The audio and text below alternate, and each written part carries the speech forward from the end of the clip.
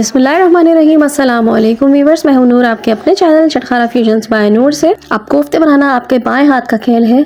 जी हाँ, अगर आपके कोफ्ते टूट जाते हैं सालन में जाते के साथ पकाते हुए, या फिर आपकी कोफ्तों की ग्रेवी ज़्यादा मज़ेदार या टेस्टी नहीं बनती, तो ये रेसिपी सिर्फ और सिर्फ आपके लिए है, क्योंकि आज मैं आपको नो फेल कोफ्तों की रेसिपी दूंगी जो कि सालन में जाके टूटेंगे भी नहीं, लेकिन बहुत सॉफ्ट और बहुत ही मज़ेदार जूसी बनेंगे।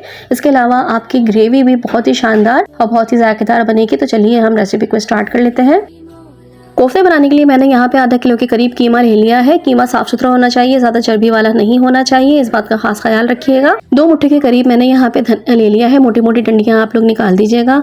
4 से 5 हरी मिर्चें ले ली हैं। 1 मुट्ठी के करीब मैंने पुदीने की पत्तियाँ ले ली हैं, और यहाँ पे एक बड़े साइज के प्याज को मैंने मोटा मोटा काट लिया है। अब एक चॉपर लेंगे, उसमें ये तमाम मसाला जो कि मैंने बताया था आपको, प्याज, हरी मिर्च, धनिया, पुदीना, ये तमाम चीज़ें शामिल करने के बाद हम इनको पहले चॉप कर लेंगे। ये देखिए, ताज़ा मसाला पहले मैंने चॉप कर लिया है इस तरह से। देखिए इतना बारीक हो गया है ये चॉप होने के बाद। अब मैं इसमें कीमा शामिल करूँगी। यहाँ पे मेरा चॉपर ज़रा सा छोटा है, अगर आपका बड़ा है तो आप इकट्ठे सारा कीमा इसमें शामिल कर सकते हैं, लेकिन मैं यहाँ पे थोड़ा सा कीमा इसमें शामिल करूँगी क्योंकि अभी मुझे इसमें थोड़े मसाले भी शामिल करने हैं। 1.5 टेबल स्पून मैं यहाँ पे डालूंगी धुली हुई भुनी हुई खशखाश। खशखाश कोफ्तों की जान है, इसको बिल्कुल भी स्किप मत करिएगा, इसके बगैर कोफ्तों का बिल्कुल भी मज़ा नहीं आता। 3 टेबल स्पून भर के मैं यहाँ पे डाल दूंगी पिसे हुए चनों का पाउडर। जो काले वाले छिलके वाले चने होते हैं उनके छिलके उतार के आप उनको पीस लीजिए। 1.5 टीस्पून मैं यहाँ पे डाल दूंगी नमक, 1 teaspoon red chilli powder, 1/2 teaspoon हल्दी पाउडर, और यहाँ पे 1 टीस्पून मैंने होममेड पिसा हुआ गरम मसाला शामिल किया है। और इसको मज़ीद सॉफ्ट और जूसी करने के लिए यहाँ पे मैं शामिल कर दूंगी 1 टेबल स्पून ब्राउन प्याज, और 1 टेबल स्पून मैं यहाँ पे अदरक लहसुन का पेस्ट शामिल कर दूंगी। और यहाँ पे और मज़ीद इसको सॉफ्ट बनाने के लिए मैं यहाँ पे शामिल कर दूंगी 2 टेबल स्पून के करीब घी। घी जब आप इसमें डालते हैं ना, तो आपके हाथों में कोफ्ते बनाते वक्त चिपकते भी नहीं हैं, और यही वजह है कि आप एक हाथ को इस्तेमाल करते हुए कोफ्ते बहुत बासानी बना सकते हैं। इस तरह से देखिए, मैंने ये सारा मसाला, सारा कीमा पीस लिया है।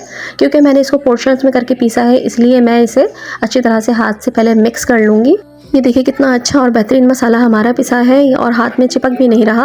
अब हम इसके कोफ्ते बनाना शुरू करते हैं। जितने बड़े कोफ्ते आपने रखने हैं उतना ही पोर्शन आप अपने हाथ में लीजिएगा, और इस तरह से देखिए एक हाथ से मैं, अच्छा ये जो कोफ्तों में आ जाती है ना, इस तरह से एक स्किन से आ जाती है, इसको आपने हमेशा रिमूव कर देना है, क्योंकि ये कोफ्तों को बाद में फाड़ देती है। यही वजह है ये कोफ्ते आपके फटे हुए बनते हैं।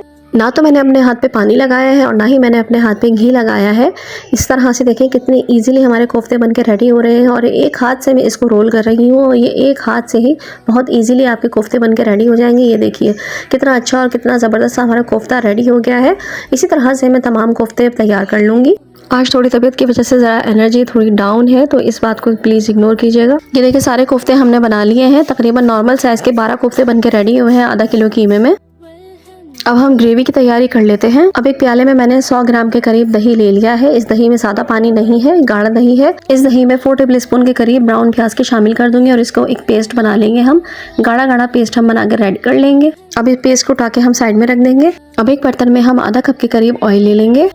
फ्लेम को मीडियम लो पर ऑन कर लेंगे। 2 तेज़पत्ता, 8 से 10 काली मिर्चें, 1 बड़ी काली इलायची, 2 से 3 दालचीनी के स्टिक्स, 3 से 4 लौंगे और 2 छोटी इलायची हम इसमें शामिल कर देंगे, और इसको थोड़ा सा चटकने देंगे। जब चटकने लगेगी तो मैं इसमें शामिल कर दूंगी तकरीबन 2 टेबल स्पून के करीब अदरक लहसुन का पेस्ट।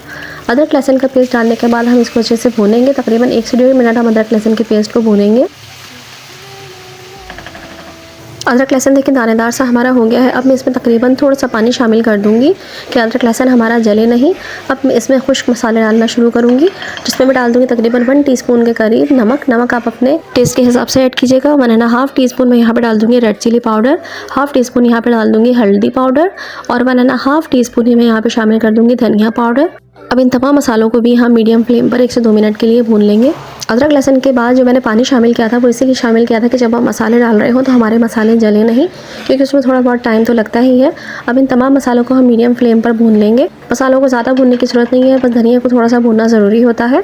यहाँ पे मैं 1/2 टीस्पून कश्मीरी लाल मिर्च का डाल रही हूँ अच्छे कलर के लिए। आप चाहें तो आप मसालों के साथ ही डाल सकते हैं। मैं भूल गई थी, इस वजह से मैंने इसको लेट डाला है, लेकिन आपने अगर ये डालना है तो आप मसालों के साथ ही इसको ऐड कीजिएगा, और 1 से 2 मिनट के लिए मसालों को भून लीजिएगा।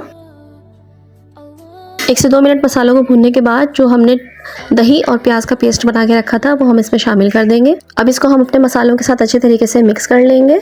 दही और प्याज के इस मिक्सचर को हमें भूनने की बिल्कुल भी ज़रूरत नहीं है। जस्ट हम इसको मिक्स करेंगे अच्छी तरह से मसालों के साथ, ताकि ये ग्रेवी हमारी अच्छी सी बन जाए। ये देखिए कितने दानेदार सी ग्रेवी हमारी तैयार हुई है। देखने में ही आप ग्रेवी का टेक्सचर देखिए कितना ज़बरदस्त है और खुशबू तो इतनी बेहतरीन आ रही है। अगर आप यहाँ तक पहुँच चुके हैं मेरी वीडियो देखते हुए और आपको मेरी वीडियो अच्छी लग रही है तो वीडियो को लाइक कर दीजिए और आगे शेयर भी कर दीजिएगा। और अगर आप मेरे चैनल पर नए हैं तो चैनल को सब्सक्राइब कर लीजिए, बेल का आइकन लाजमी प्रेस कर लीजिएगा, ताकि हर आने वाली नई वीडियो नोटिफिकेशन की सूरत में आप लोगों को मिल सके। ग्रेवी का टेक्सचर देखिए कितना ज़बरदस्त और कितना बेहतरीन आया है माशाल्लाह से। अब हम इसमें शामिल कर देंगे थोड़ा सा पानी, जो कि प्याले में हमारा मसाला था उसी प्याले में मैंने थोड़ा सा पानी ऐड करने के बाद वो मसाला साफ़ करके मैंने इसमें डाल दिया है। अब इसको भी हम मिक्स कर लेंगे। बस मिक्स करते हुए हम 1 से 2 मिनट के लिए ग्रेवी को पकाएंगे। माशाल्लाह माशाल्लाह ग्रेवी का टेक्सचर देखिए कितना अच्छा और दानेदार आया है। अब इसमें हम कोफ्तों को ऐड करना शुरू कर देंगे।